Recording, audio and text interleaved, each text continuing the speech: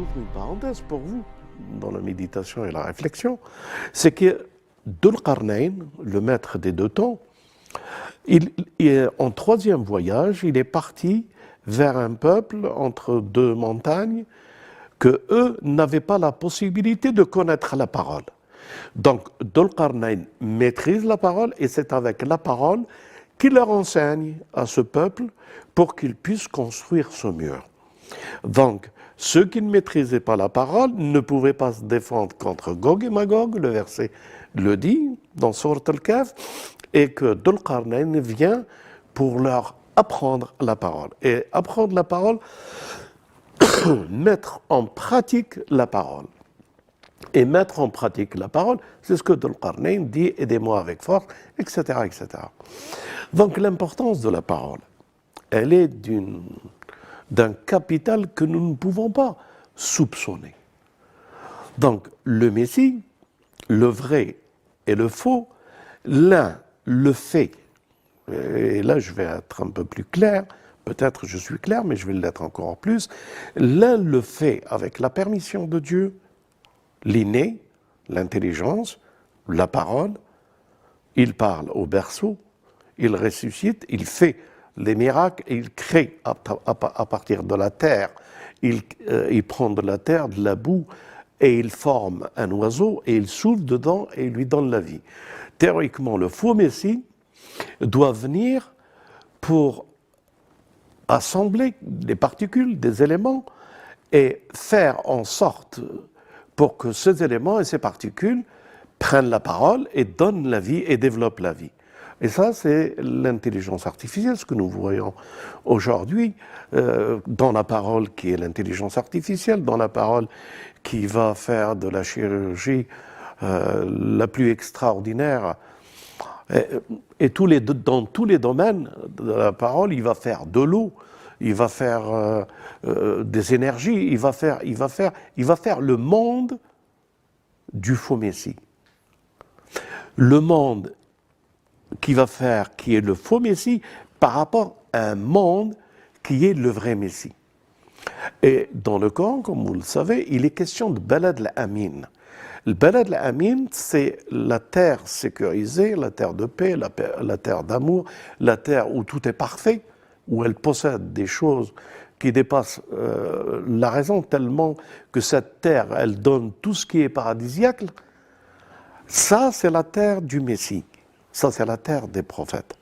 Ça, c'est ce qui a été promis aux enfants d'Israël d'aller vers cette terre.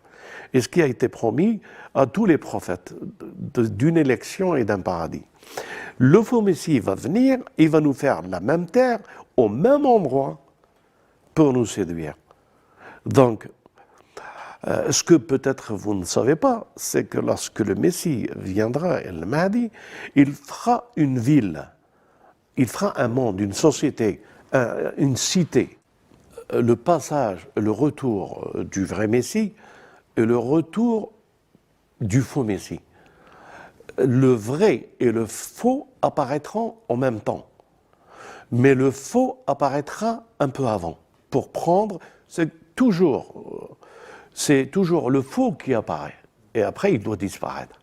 Donc, le faux apparaîtra.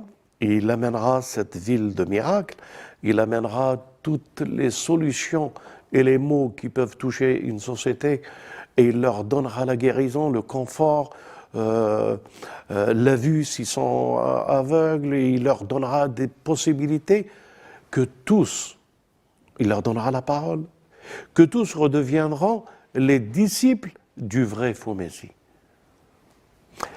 Et ces disciples du faux Messie, prendront le contrôle. Et bien sûr, à travers l'intelligence artificielle. Et bien sûr, l'intelligence artificielle est le summum de la réalisation du faux Messie. Parce qu'il donnera la possibilité à toute l'humanité d'être dans la parole que lui peut diffuser, peut programmer, peut influencer, peut construire, peut développer. Et tous prendront le développement de la parole du faux Messie. Et tous partageront la parole du faux Messie. Et tous seront connectés avec le faux Messie.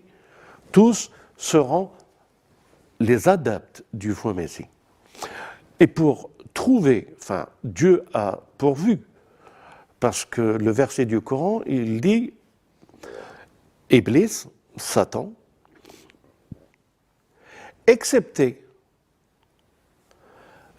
certaines personnes qui sont ibadik al-mukhlisin, excepté certaines personnes qui ont l'ikhlas, comment je vais le traduire?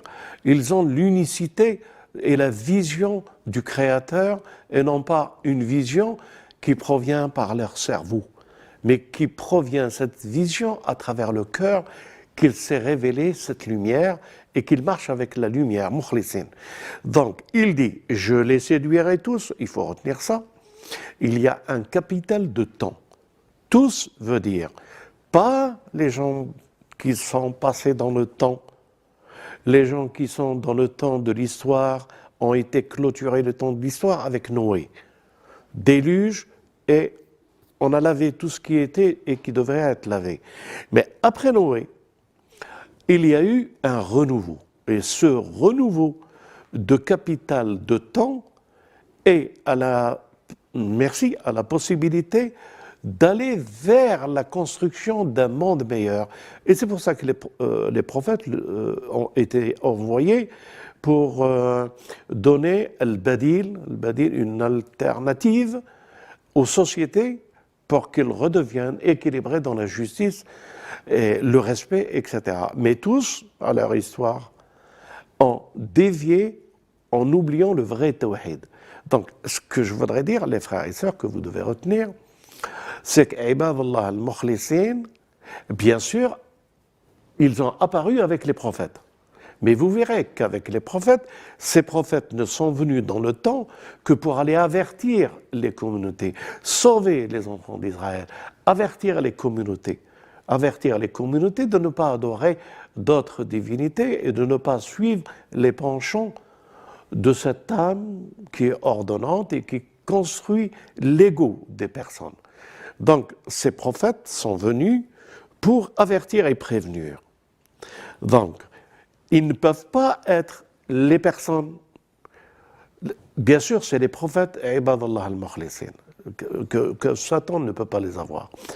Mais ces temps eschatologiques montrent qu'à la fin des temps, il y aura des hommes et des femmes exceptionnels qui ne tomberont pas dans le jeu du Dajjal et qu'ils demanderont assistance à Dhul-Qarnayn pour les assister et leur donner la force. Quand nous disons ça, bien sûr, raisonnablement, ça peut se comprendre et que tout le monde comprendra une telle réflexion. Mais dans cette réflexion, il est question d'une histoire. Donc, une histoire, cette histoire, c'est l'histoire de la caverne.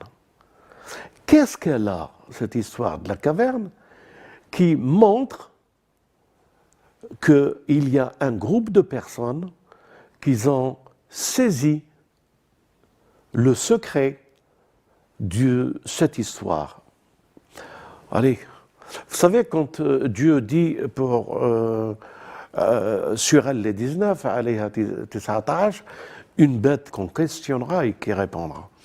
Alors, le verset se termine pour que les croyants seront raffermis. Hein? Dans la connaissance du code des 19 qui contrôle le Coran. Le verset se termine pour que les croyants seront raffermis dans leur foi. Donc, je mets cette parenthèse, je ferme cette parenthèse de la bête et que nous savons que c'est l'ordinateur, les smartphones, etc. Et c'est la parole que le faux Messie apportera dans la puissance de la communication pour le contrôle, la puissance du contrôle, de l'identification, la puissance de tout ce que là, comme science acquise. C'est-à-dire la bête avec les algorithmes, elle sait qui tu es, elle sait quelles sont tes affinités, elle sait quelle est ta personnalité, elle sait qu'est-ce que tu manges, elle sait comment que tu aimes les choses et elle te propose selon ta personnalité, des services. Donc, cette bête que nous allons et que nous sommes en train de vivre dans l'eschatologie, elle est là et elle apparaît être là pour le confort de l'homme, au service de l'homme. Mais c'est uniquement pour le contrôle. Et le contrôle de la puissance du contrôle donnera ce gouvernement mondial, donnera ce faux messie et ce monde qui apparaît être le monde du paradis du faux messie.